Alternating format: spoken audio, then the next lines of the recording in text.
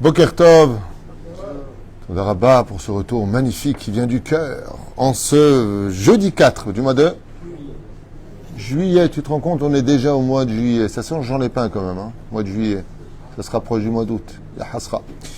On est le Kafhet du mois de Sivan. Eh oui, demain soir ce sera Rosh Chodesh Tammuz.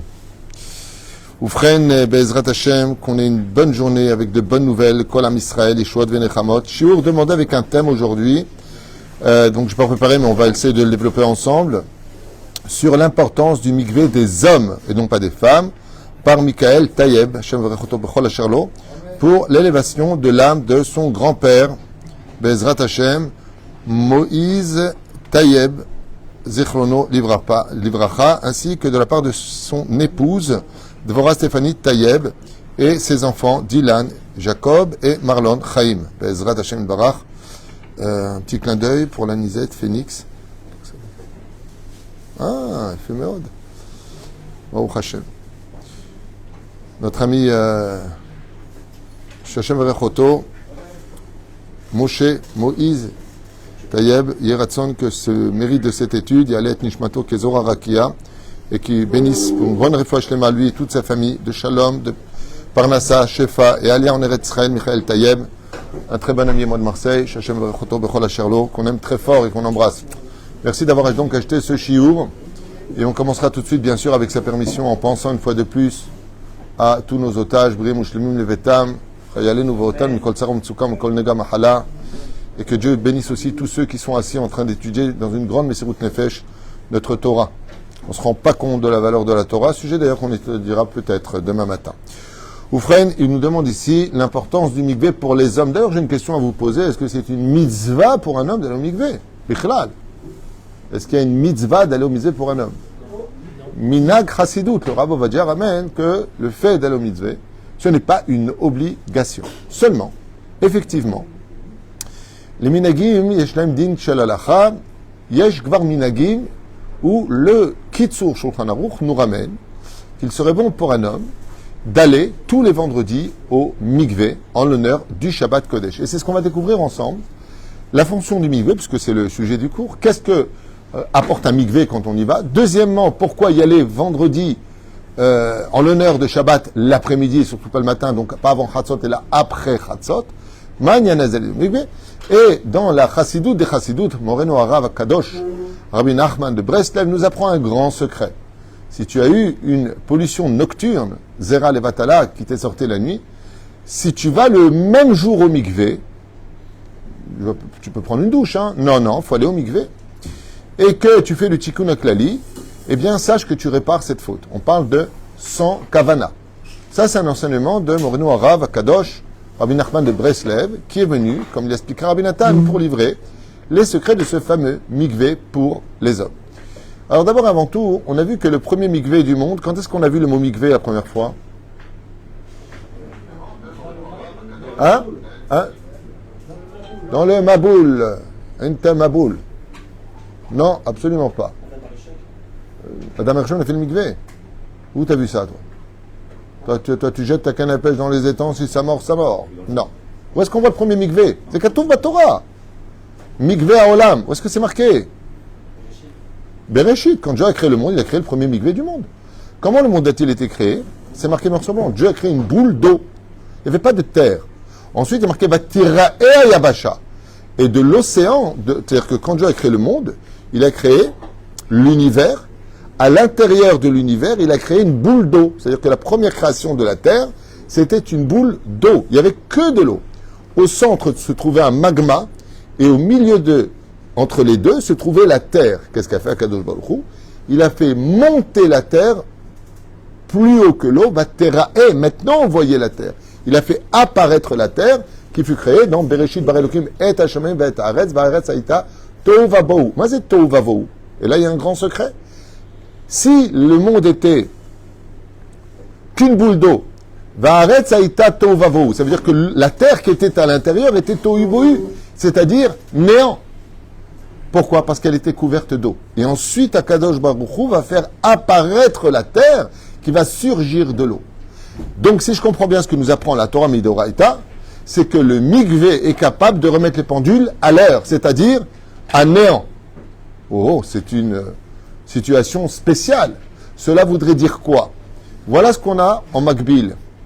Quel est le premier, attention, question pour un champion, essayez de répondre. Michael, essayez de répondre. Quel est le premier mikvé d'un humain? Dans le ventre de sa mère. Exactement.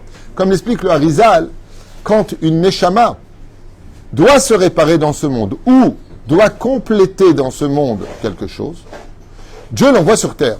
Pourquoi il l'envoie sur terre dans une boule d'eau? C'est quand même curieux. Et il va percer, comme la terre est apparue à travers la création du monde, il va percer la poche, les eaux vont tomber, et l'enfant va enfin apparaître. L'enfant, il vient d'où? De l'eau ou de la terre? C'est une question difficile, je vous l'avoue. Il vient des deux. Il se concrétise dans de l'eau, aval Adam Milshon Adama, et il retourne à la terre. Mashma Mikan, que le renouvellement du mikvé, c'est une renaissance. Mais la reine, vous regarderez que, comme explique le Harizal, quand une Neshama descend, elle va être obligée de se laver de ses fautes. Et donc, qu'est-ce qui se passe? Elle grandit dans de l'eau. C'est bizarre. Alors, dans l'air.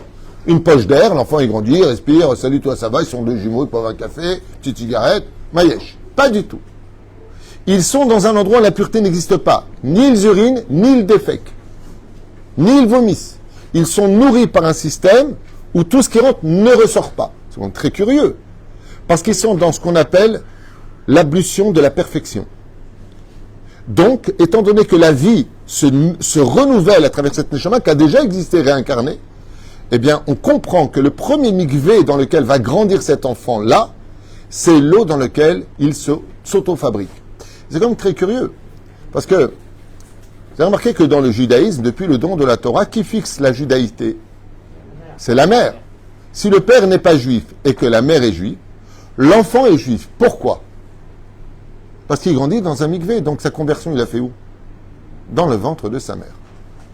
Et la reine, automatiquement, même si le père n'est pas juif et que la mère est juive, il n'y a pas lieu de convertir cet enfant au judaïsme puisqu'il sort juif par le biais de sa mère qui est le mikvé de sa conversion. Mais la reine, l'enfant n'a pas besoin de cela. Mais il y a un hic. Et la non-juive, elle aussi, elle est dans le même processus de fabrication, c'est-à-dire qu'elle aussi, elle est dans de l'eau amniotique. Seulement, quand on ouvre le Shulchan Aruch, on nous apprend que, tout le monde connaît l'histoire de Baba Saleh Alav Shalom, quand il était une fois à Bordeaux. Cette histoire a eu lieu 2 fois. Elle a eu une fois lieu à Bordeaux et une fois lieu, elle s'est renouvelée au Maroc, où ils ont fait un nouveau mikvé, incroyable, d'accord. Et vous savez que dans les cédères de Tzedaka, c'est-à-dire si dans une ville, il faut construire ou un Beth Midrash, ou une synagogue, ou une yeshiva, ou un mikvé, d'abord on construit le mikvé et ensuite on fait le reste. C'est-à-dire dans le céder Adifuyot, le mikvé est la chose la plus importante d'une ville. Il est interdit de vivre dans une ville où il n'y a pas de mikvé. Pourquoi? Parce que si tu fais un enfant qui est ben nida parce que tu n'as pas pu aller au mikvé, tu lui as déjà entaché son âme. La nida vient sur la neshama de l'enfant. Bon, vous inquiétez pas, tu fais tchouva, c'est rétroactif. 20 ans plus tard, tu ne savais pas, tu dis, ah mince, j'ai pas été au mikvé quand j'ai fait mon fils, tu fais tchouva toi. Dieu, dans sa grande miséricorde, il fait comme si que ta teshuva et tes larmes versées de ne pas avoir fait les choses comme la Torah le demandait, viendra retirer cette tâche de ton fils. Souvent, on a des enfants, on se demande pourquoi Bémet, ils ne sont pas sur le chemin de la Torah. Pourtant, nous, on a fait un peu de tchouva. À tchouva, n'oublie pas que dans la conception, si tu fais grandir un arbre tordu depuis sa racine, il grandit tordu, quoi. Donc, fais attention à cela. Pour en revenir à ce qu'on disait, pour répondre à la question, et la Goya, la non-juive, elle aussi, elle fait grandir cet enfant. Donc, si le père est juif et que la mère n'est pas juive, on aurait pu, Chazvé Shalom, penser que l'enfant est juif. Tchouva ilo. Pourquoi? Cette histoire de Baba Saleh va l'illustrer. Baba Saleh, une fois qu'il a vu que le mikvé était plus ou moins fait, ils ont rempli de l'eau. Ils ont rempli cette eau-là. Vous connaissez tous cette histoire, ce miracle qui a eu lieu incroyable. Et une fois que ça a été fait, eh bien, non. Et ce problème, c'est il faut que ce soit de l'eau de pluie, comme vous savez, pour les femmes particulièrement. Nous, on peut prendre Maïm Shouvim dans certains cas. C'est l'eau du robinet pour nous. C'est bon, je ne vais pas faire les lois du mikvé, mais juste pour expliquer l'idée. Et Baba Saleh s'est mis à prier. Cette histoire a eu lieu 2 fois. C'était en plein été. Il n'y avait pas de pluie qui était prévue. Baba Saleh a dit, maître du monde, Leman, Shemo Be'ava, pour la pureté des filles d'Israël, fait descendre, il y a eu un miracle, tac, tac, tac, nuage noir, l'eau est tombée. Quand l'eau s'est remplie, au Maroc, Baba Saleh, il s'est rappelé que là, il y avait un problème ilkhatique. La mesure, il faut que ce soit 40 CA, il y a des mesures précises. Il y a aussi, vous savez qu'on fait à la Rabbanou Tarashi le mifran de mikvaot. Il y a beaucoup de lois pour le mikvé. C'est pas stam, tu fais un trou, tu mets de l'eau. Résultat des courses, il a dit ici, il y a une mahloquette entre deux poskim. Il est re-rentré, lui, dans le mikvé avec un seau, il a vidé le mikvé. Il a demandé qu'on arrange le coin du mikvé de telle façon à ce qu'il soit ilkhatiquement, selon toutes les déotes. Il a redemandé à Dieu de refaire encore un miracle. En disant, moi, je suis rentré dans l'eau et j'ai vidé le mikvé moi-même. J'ai fait ma ishtadout, par amour pour les enfants d'Israël. Une fois de plus, refait ce miracle, et ce miracle a eu lieu.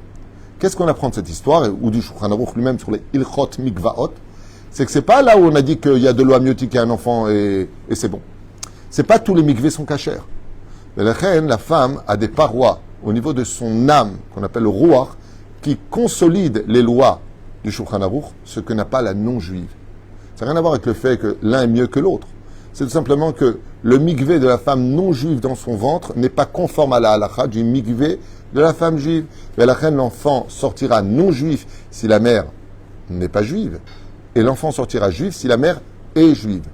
Les éperouches d'avoir que quand le mikvé se finit, c'est-à-dire quand la femme perd ses os, eh bien automatiquement il faut que l'enfant sorte les avir à Olam.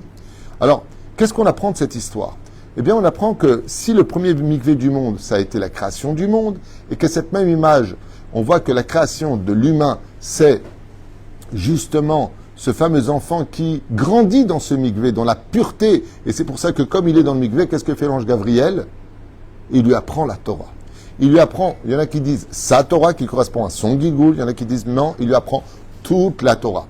Et comment se fait-il que l'ange Gabriel vient lui apprendre toute la Torah? Parce qu'il vit dans un environnement d'une pureté où la Avera n'existe pas. C'est pour ça d'ailleurs que la plus grande responsabilité d'une femme enceinte, particulièrement enceinte, c'est que même si elle fumait le Shabbat, surtout pas. Même si elle mangeait pas tout à fait kasher, surtout pas. Et un peu de pitié pour cet enfant qui vient au monde et qui compte sur toi, maman, qui compte sur toi pour réussir son gilgoul. Il est venu pour se réparer. Qu'est-ce que toi tu lui apprends déjà au fond même de sa préfabrication de manger taref? Tu le fais manger taref. Tu manges des fruits de mer, tu es enceinte. L'enfant mange du fruit de mer. Tu l'as rendu tamé dans le mikvé avant même qu'il sorte au monde. C'est pour ça que la Torah nous apprend d'abord les animaux, Shmini, parachat de Shmini dans Vaïkra, et ensuite Isha Kitazria. Ensuite la femme qui va tomber enceinte et qui aura un enfant. Pourquoi tu me précèdes les nourritures cachères de la femme enceinte? Chazal nous dit tout simplement parce qu'on a peur que la femme qui tombe enceinte ne mange pas cachère. Parce que l'enfant, il est tamé avant même d'être né. Chaval. C'est pour ça d'ailleurs qu'il y a un remède qui est fait à propos de Esav. À Esav, il était déjà tamé dans le ventre de sa mère. Yaakov, il était pur. C'est mouzar, nachon? Parce que malheureusement, Rivka, elle a pris de la touma de Bethuel en elle, malgré tout. C'est-à-dire le zera de Bethuel, il s'est infiltré dans l'ovule et il est venu sur Esav. D'avoir Nora Vaillant. De là, on peut comprendre qu'un enfant qui est pur dans le ventre de sa mère, on peut le rendre tamé quand la femme enceinte elle-même, Mechalelet Shabbat, je ne sais pas si vous comprenez ce que je suis en train de dire, elle fait les Chalel Shabbat à cet enfant qui n'est pas obligé à le pidin. Il n'est même pas dans l'éducation, il est dans la préfabrication.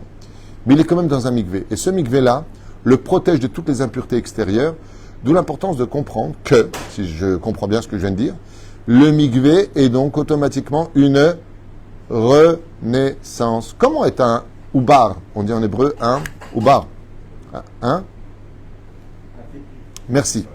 Comment se comporte un fœtus dans le ventre de sa mère? Quelle forme il prend, ce petit bébé dans le ventre de sa mère? Comment il est?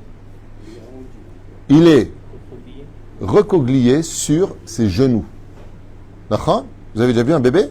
Ses genoux remontent au niveau de son torse et il est plié à l'intérieur. D'accord? Lui, ça ne le dérange pas. Moi, c'est une race je suis claustro, mais alors lui, ça ne le dérange pas du tout. Et il est comme ça, il kiffe sa race. Il est bien. Je suis fait dans la vie, je kiffe, je suis dans l'eau. Très bien. Hazak ou pas?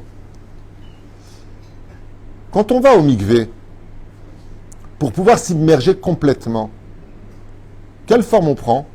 La forme du fœtus. C'est-à-dire que chaque fois qu'on va au mikvé, on retourne dans cette situation de renaissance à l'image du fœtus dans l'eau amniotique, dans le ventre de sa mère. La grande question, c'est de savoir pourquoi. Ok, la personne va au mikvé, elle se plie à l'intérieur comme un fœtus, et puis elle ressort. Mais après, t'es rentré dans l'eau, tu ressors mouillé. Hazak ou balou. Pas du tout. Nous allons voir pourquoi Rabbeinu, ainsi que le Baal Shem Tov à Meyased à Chassidut, va nous dire qu'il est impératif, primordial, voire vital, pour chaque juif d'aller au mikvé, à un tel point, tous les matins, que le Harizal n'acceptait pas celui qui venait prier sans être passé au mikvé avant, bien avant le Baal Shem Tov. Tous les matins, ils allaient au mikvé avant de prier. C'est pour ça d'ailleurs que une des choses très importantes, quand on fait une synagogue, comme le font les Lubavitch, très souvent, il n'y a pas de synagogue sans mikvé en général. Il y a toujours un mikvé. Pas pour un business, c'est souvent même gratuit. Tu vas au mikvé et seulement après tu vas prier. Comme nous, Bezrat Hashem, on veut le faire ici, si Dieu veut, dans le programme, dès qu'on commencera enfin à creuser, eh bien, il y aura le mikvé pour aller prier. Maintenant, il y a une grande question qui se pose. Pourquoi aller au mikvé tous les jours? Écoutez bien cette explication de nos chachamim, Bémet, elle vaut le détour. Et vous remercierez Michael d'avoir acheté ce chiour sur le sujet. Vous savez, quand on va dans un endroit plus ou moins hostile, sans style, tu vois une personne qui arrive qui est baraquée. Tu le connais pas.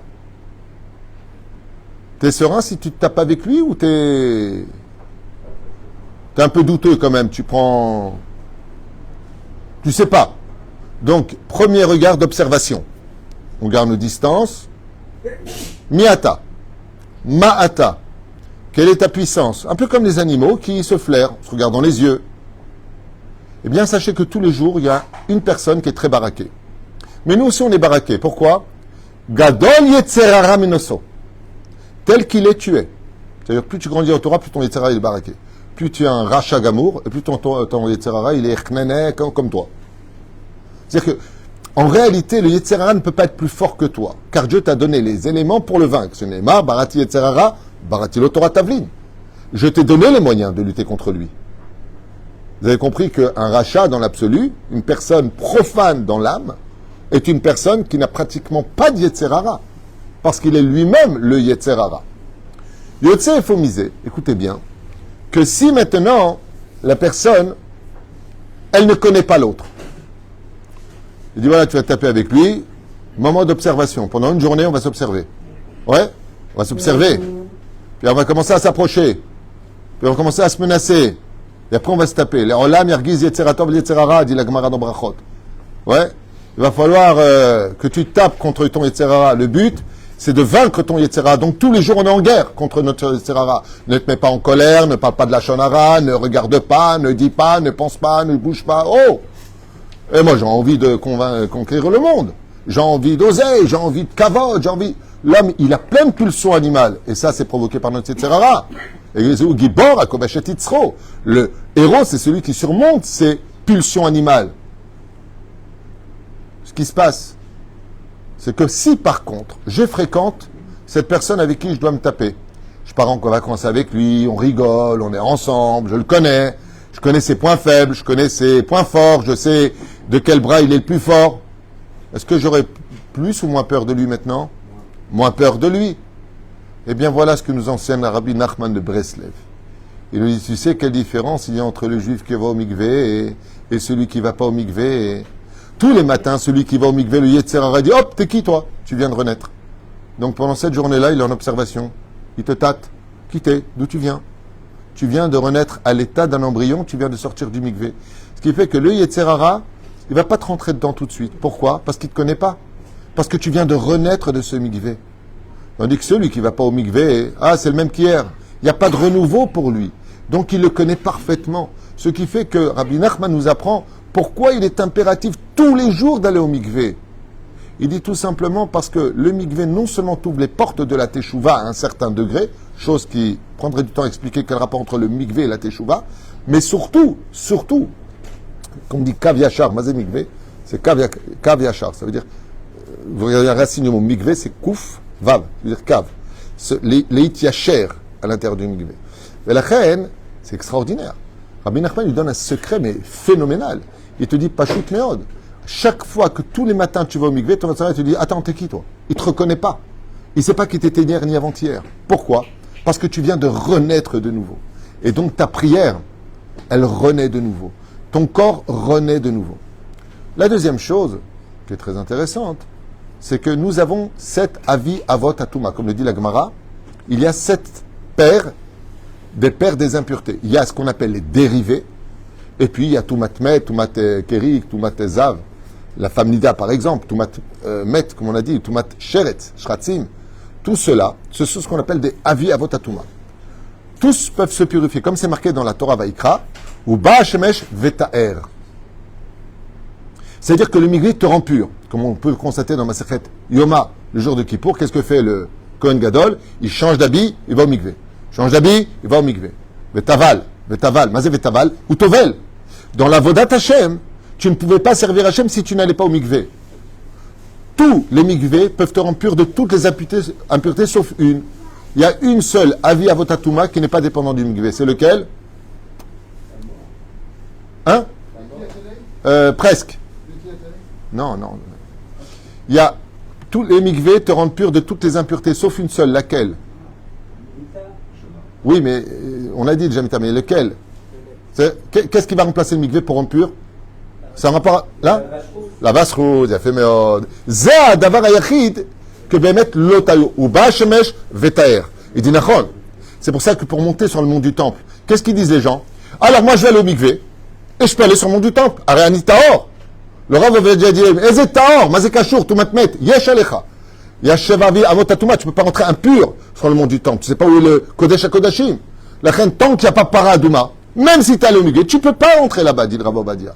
Pas que lui, Rav Ovadia, Rav Yorbach, Rav Montraliaou, Kulam, En Rav Echad Shematir. Je parle des Gdolé Israël. Gdolé Israël, t'as makir Gdolé Israël Shematir? Gdolé Israël, pas Rosh Yeshiva, Rosh Kolel, le makir. Mais la reine, on voit que le mikvé te rend pur. Le mikvé, mazé te rend pur, te débarrasse de tes impuretés. Lama.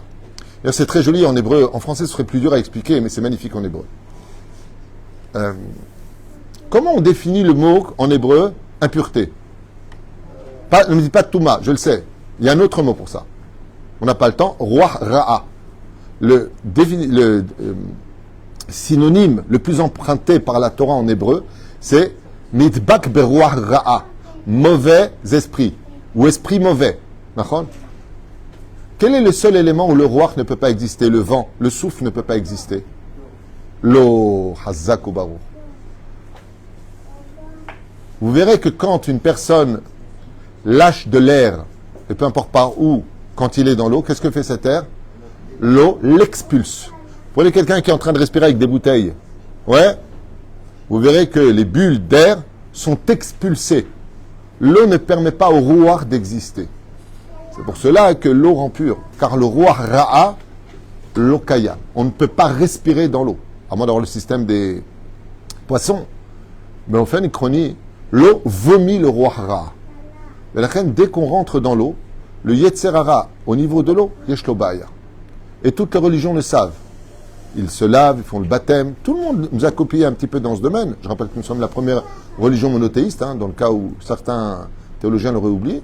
Et ce qu'il y a d'extraordinaire, c'est que l'eau, retire le roi Ra. C'est pour ça que même si tu as été, entre guillemets, ensorcelé, si tu as Chazal touché ta femme quand elle était Nida, ou que tu as eu une Touma qui est extrêmement grave, tout ça, c'est empreint de Shindalet, bien sûr, de démons. C'est ce qu'on appelle la pire des impuretés, c'est ce qu'on appelle les côtés démoniaques qu'on ne voit pas, qu'on ne comprend pas, et que les scientifiques n'arrivent même pas à imaginer. Et pourtant, ça existe. L'eau te débarrasse de... Je me rappelle qu'une fois, j'avais lu dans le livre du Maharal de Prague, comme je le conseille souvent, selon le conseil de Rabbi Nachman de Breslev, Zecher Tzadik Vekadosh Tivracha, combien il est important d'étudier les biographies de nos Chachamim. Combien c'est important. Et là-bas, il y a une femme qui avait été ensorcelée par un archevêque, un évêque, je ne sais pas ce que c'était, pour qu'elle puisse servir à un homme très riche dans la prostitution. Comme ça, c'est marqué là-bas, je reprends ce livre, vous pouvez l'acheter et le lire, je ne suis pas en train d'insulter, ni de montrer du doigt qui que ce soit. Juste, je vous dis ce qui est marqué dans ce livre, sur la biographie, avec les dates, les rues et les lieux. Qu'est-ce qu'a fait le Maharal de Prague? Il a empêché cette fille de pouvoir, écoutez bien, tomber dans le piège. Ils l'ont fait boire quelque chose, et ainsi de suite. Et donc, elle était robotisée pour aller fauter. Donc, une espèce de pseudo-sorcellerie. Et le Maharal lui a dit, rentrez il a porté un gros tonneau, il a rempli d'eau, de rivière, et il lui a dit, rentre à l'intérieur. Et à ce moment-là, cette personne qui faisait la sorcellerie lui a dit, c'est marrant, je la vois plus. Elle est plus là. Alors elle dit, puisqu'elle est plus là, on va la laisser tranquille. Maintenant, la fille, elle ressort, écoutez bien, elle ressort de l'eau. Il dit, ah, maintenant, je la revois. Donc, mon livre, c'est marqué comme ça. Alors, le Maharal de Prague, qui avait le roi HaKodesh, il lui a dit, c'est un problème. Voilà ce qu'on va faire. Tu vas remettre la tête dans l'eau, tu vas laisser juste ton doigt en haut, mais tu vas le perdre. Comme ça, Bidjouk. Aya. Qu'est-ce qu'il a fait, lui? Ce sorcier-là, il a pris à l'époque une arme. Tu sais, les trucs comme Vidocq. Ceux qui connaissent Vidocq à l'époque. Tu sais, les revolvers où il n'y a qu'une seule balle. Il a dit, tu vas mettre ton doigt à l'extérieur. Effectivement, il dit, ah, maintenant, je la vois, elle est là. Il a tiré. Au moment où il a tiré, le doigt de la fille a explosé. Il dit, maintenant, elle est morte. Ainsi donc, ils l'ont laissé tranquille. Une histoire un peu bizarre. Mais pour faire comprendre que l'eau est capable de te cacher. C'est pour ça que les poissons n'ont pas de paupières, eux qui vivent dans l'eau. Car les paupières sont là pour cacher la vue. Et ils sont dans un monde où on ne peut pas les voir. Donc, il n'y a pas besoin de paupières. Les pérouches d'avar pour lequel mettre le mikvé pour les hommes, même si ce n'est pas une obligation, minak krasidin, metsuyan. Si vous me posez la question, est-ce que c'est bien d'aller au mikvé tous les matins? Réponse, oui, absolument. Absolument. Tov, meod, ditvol, kol, yom. Pour le vendredi, même le Rav Ovadia le ramène, yitvol pa'amahat lefachot beshavua. Attends, j'ai entendu une magnifique explication du Rav Ben-Sion Moutsafi, qui a expliqué Maïnaf Kamina entre celui qui va au mikvé le vendredi de celui qui n'y va pas. Alors cette explication, elle n'est pas de moi, elle est de lui. Et donc, chez Amerlo Lesrout. Vous savez que le Shabbat Kodesh, on reçoit ce qu'on appelle Neshama Yetera, qui s'appelle Chaya. Comme ma petite fille Baruch Hashem. Chaya. Et cette situation de recevoir cette âme, elle se passe en deux parties. Le soir, on reçoit un Nefesh Ruach Neshama, donc à des degrés différents, Boïkala, Shabbat Meketa, Baruch et Hashem, ok. Et puis le lendemain, Aïe, mais comme à ce moment-là, il faut avoir la kavana de recevoir l'âme du Shabbat. Donc à quel moment on reçoit l'âme du Shabbat réellement? À quel moment? À Moussaf, le lendemain matin. Aïe, mais comme kevodo le haaritzo, aïe, yesh lechaven ekabel et neshama etera shel Shabbat. Le Rav Moutsafi a dit, oui, ça c'est pour celui qui ne reçoit pas le Shabbat avec le mikvé. Mais si tu es parti au mikvé avant l'entrée de Shabbat, dans le lechado di likrat kala, tu reçois déjà l'âme de Moussaf du lendemain. Ce qui fait que tu reçois la neshama de Shabbat à l'entrée même de Shabbat, besrout à mikvé. C'est d'abord un ifla venisgav. Et là, on comprend aussi pourquoi Maran Arovadia Yosef, il dit minag nachon veyafeh d'aller au mikvé au moins une fois par semaine pour se rendre pur et recevoir le Shabbat comme une nouvelle créature qui vient de renaître du ventre de sa mère. Voilà plus ou moins, je vois que les Avrim sont déjà là pour commencer leur étude, voilà plus ou moins un contour assez important sur le mikvé. Alors bien sûr, si on n'a pas de mikvé, je me rappelle qu'une fois, à Armon Natif, j'avais appelé mon Rav, Rabbi Ari Garbian, je lui ai dit, il y a un enfant qui a malheureusement déféqué dans le mikvé, qu'est-ce que je fais? Il m'a dit, plonge-toi dans le mikvé de l'étude. Mais on peut remplacer le mikvé selon deux autres chitotes, selon le Ben Ishraï,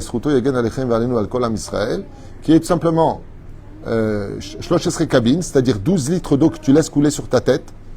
Ça peut remplacer le mikvé pour un homme uniquement. Uniquement, pas pour une femme. En davar kazé. Ou sinon, faire Nitilat Yadayim 40 fois. 1, 2, 3, 4, 5, 6, 7, 8, 9, 10, 40 fois. Tu fais 40 fois Nitilat Yadayim. À y mettre là-bas, il marque qu'il faut penser au nom de Elohim, au nom de Adnot, Kain. Là. Alors, la piscine, pour un homme uniquement, ni pour des kelim, ni pour une femme, la piscine ne peut pas être un mikvé. Pour un homme, pour Zera Levatala, il peut utiliser la piscine pour se rendre pur de... Il n'est pas obligé d'aller au mikvé. S'il a une piscine, il peut utiliser la piscine pour cela. La mer. Alors la mer, il y a un problème. Juste un instant, on est en train de poser une question. La mer, il peut utiliser tout à fait la mer qui est un élément naturel, à la condition où il s'enfonce un peu dans l'eau, pas qu'il y a khatitza avec le sable. De telle façon à ce que Béhémet, il puisse être dans l'eau, Bezrat Hashem, juste qu'il ne grappe pas les dents de ta mère avant, parce que les dents de la mer avant, parce que ça fait des imaginations, non c'est une blague, c'est pas grave. C'est-à-dire, ça fait un peu peur comme ça. Ken, on vient de répondre à la question. Bonne réponse. Bezrat Hashem. Sinon, le mieux, source d'eau naturelle, Inematov ou Manaim. Il y a des gens qui partent en vacances et la femme a son mikvé. Dans ce cas-là, il faut qu'elle aille avec une amie dans la plus grande des discrétions. Personne ne doit savoir quand tombe le soir du mikvé d'une femme. Personne, même pas la maman de la femme qui va au mikvé. C'est assour. C'est un manque de pudeur et Dieu n'aime pas ça. C'est mamage d'avoir me'od me'od sanoua. Velachen, elle va avec une amie parce qu'elle doit voir d'extérieur qu'elle est complètement trempée. C'est un seul cheveu qui flotte en haut. Elle n'est toujours pas pure. Et elle retrouvera son mari une fois qu'elle revient du mikvé. Bezrat Hashem avec la phrase, si elles s'entendent très bien, je me suis trempé. Et si elle ne le supporte plus, je me suis trompé. Baruch Adonai Leolam, Amen va Amen. Kol Tov.